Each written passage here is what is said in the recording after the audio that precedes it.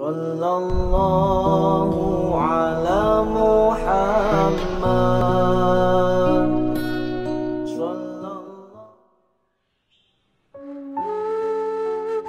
Satu ketika Abu Nuwas ini masih mabuk terus sholat. Imamnya membaca Al-Kafirun, Qul ya ayyuhal kafirun. Itu jawab Abu Nuwas. Terus dia jawab labbaik.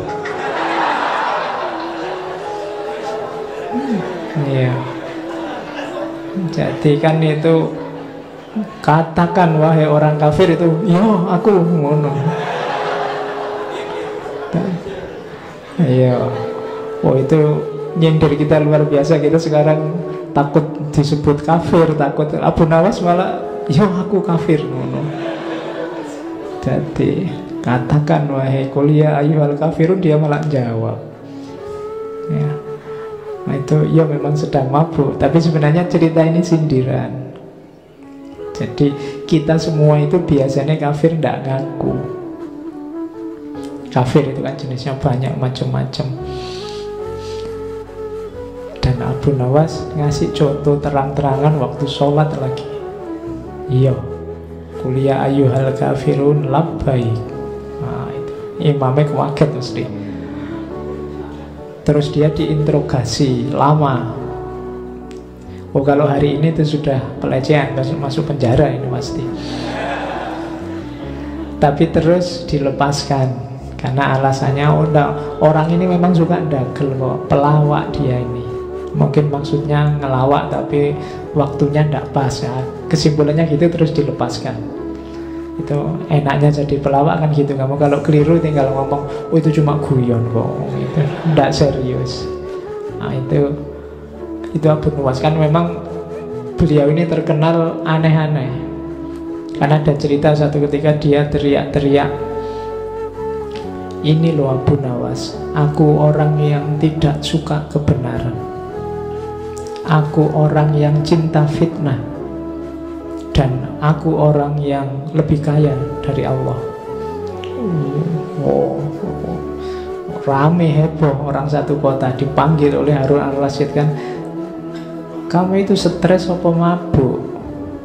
Kok kalimatmu kontroversial semua? Loh, yang saya ucapkan tidak ada yang salah Raja. Orang-orang aja tidak betah mendengarkan kelanjutannya.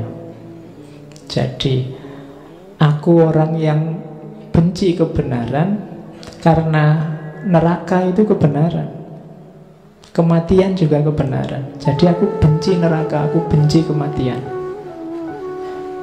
Aku cinta fitnah, kan ada ayatnya, amwalukum wa auladukum fitnah. Anak-anak kecil kan ya fitnah.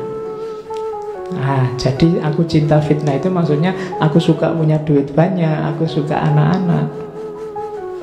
Lah tapi kok bisa kamu lebih kaya dari Allah? Loh saya punya anak, Allah ndak punya.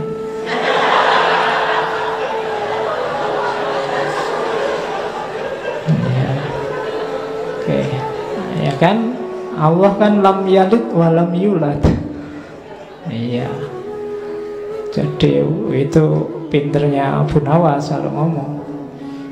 Kan ada cerita juga dia suatu ketika bikin fatwa, barang siapa sholat dilarang rukuk dan sujud. Oh itu heboh lagi waktu dipanggil oleh Harun al-Rasyid, kok ada kamu fatwa nyeleneh gitu, sholat kok dilarang rukuk dan sujud. Loh orang-orang kok tidak tanya sholat apa dulu.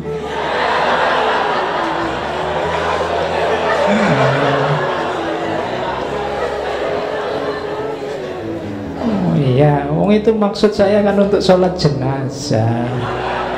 Ya mesti aja ndak pakai rukuk, ndak pakai sujud. Itu caranya Abu Nuwas untuk dekat sama raja, melakukan kritik tapi selamat. Oke, kita lanjutkan. Jadi ini gayanya. Jadi kemabukannya, wadahnya memang mabuk, tapi sebenarnya ada rahasia kritik-kritik tertentu di situ ketika dia bikin kemabukan. Nah ini yang saya bilang tadi pakai dalil. Ini salah satu puisinya. Dia bilang, biarlah masjid-masjid itu dipenuhi oleh orang yang sholat. Kita minum khamr aja sepuasnya. Kenapa kok gitu?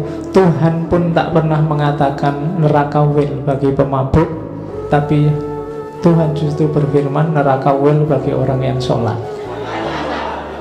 Oh itu, oh ya, kan ada fawailul lil musallin, tidak ada fawailul lil pemabuk. Jadi mabuk, oh nah, itu ini mesti diucapkan waktu mabuk. Tapi ada rahasia nasihatnya. Nasihatnya apa? Hati-hati pakai ayat. Kadang-kadang saya bilang tadi, kita sering menjustifikasi kesalahan-kesalahan kita dengan ayat, dengan cara meletakkan ayat tidak pada tempatnya. Ayatnya untuk apa, kita pakai untuk apa. Kalau bisa semacam itu, kita mending tidak usah sholat. Sholat malah masuk neraka. Malah ayat yang tegas bilang bahwa pemabuk masuk neraka tidak ada. Kalau celaan pada pemabuk beberapa ayat. Nah, ini kan sindirannya Abu Nuwas pada orang yang pakai dalil. Dalil yang tidak sekedar pakai dalil, harus pas digunakan di ruang dan waktu dan kasus yang pas. Karena kalau tidak nanti kita melakukan apa, pakai dalil apa, padahal dalil itu tidak untuk itu. Yuk kayak kamu misalnya Dzalikal kitabu la raiba fihi. Kitabu ya maksudnya Al-Quran. Jangan kok pegang bukumu. Dzalikal kitabu la raiba fihi. Kitabku ini, bukuku ini tidak diragukan lagi. Itu ngawur. Wong itu ayatnya untuk Al-Quran. Jadi hati-hati pakai ayat, pakai dalil. Setiap dalil ada ruang, waktu, dan konteksnya. Sama kayak sindirannya Abu Nuwas ini. Kita kan sering pakai fawailul lil musallin. Cuma kan itu tidak bisa dipotong. Alladzina hum an sholatihim sahun. Orang-orang yang sudah sholat tapi lalai. Sholat tapi lalai, jangan-jangan makomnya mirip pemabuk yang disebut oleh Abu Nuwas tadi. Oke, terus. Nah, ketika orang tanya Abu Nuwas, syairmu hampir semua isinya khomer-khomer aja. Maksudnya khomer itu minuman itu toh. Abu Nuwas bilang, siapa yang bilang? Makna khomer telah muncul tersamar, lalu ia hilang dalam ketidakpastian. Saat dicoba dijauhkan dari tatapan pelupuk mata, seketika itu terputus khayal tentangnya. Karena ingkar terhadap keyakinan, keraguan itu datang, sehingga akan kau lihat nyata selama tidak menggunakan mata kepala.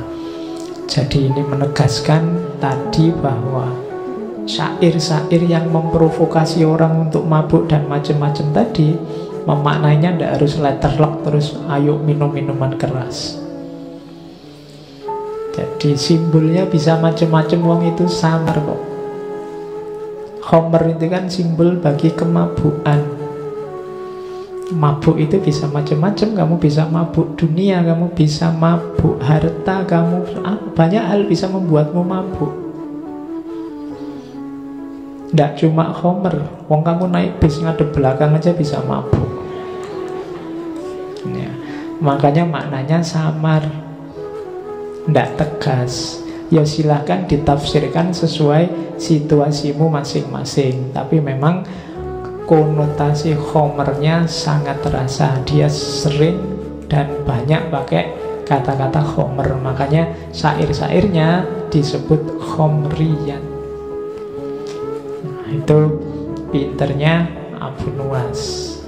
Dia menciptakan genre sendiri dalam tradisi kepenyairan. Terus ada pelajaran dari situasi seorang Abu Nuwas ini yang bilang dari Ahmad Abdul Majid Al-Ghazali dalam Diwan Abu Nuwas, beliau editornya.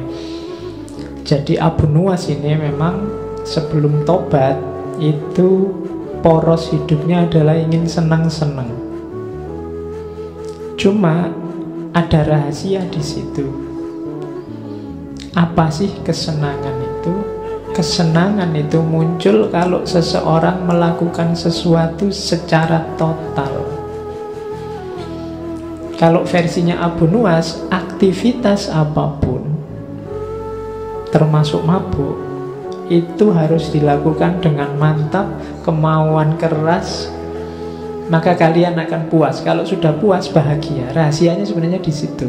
Pelajarannya katanya Ahmad Abdul Majid Al-Ghazali. Jadi bahkan mabuk saja, kalau diseriusi sedemikiannya, ternyata bisa membahagiakan. Ya maksudnya, apalagi perbuatan-perbuatanmu yang baik, apalagi kamu belajar, apalagi kamu sekolah, apalagi kamu kuliah. Kalau kamu lakukan sepenuh hati dengan mantap, sungguh-sungguh, totalitas, akan kalian rasakan manfaatnya. Jangankan yang baik-baik, wong yo sekedar mabuk saja bisa membuat orang bahagia. Apalagi kebaikan-kebaikan. Nah, kunci nasihatnya di situ sebenarnya. Abu Nuwas ini seolah-olah sangat total dalam kemabukannya, tapi pelajarannya bukan di mabuknya, tapi di totalnya. Jadi lakukan segala sesuatu dengan total.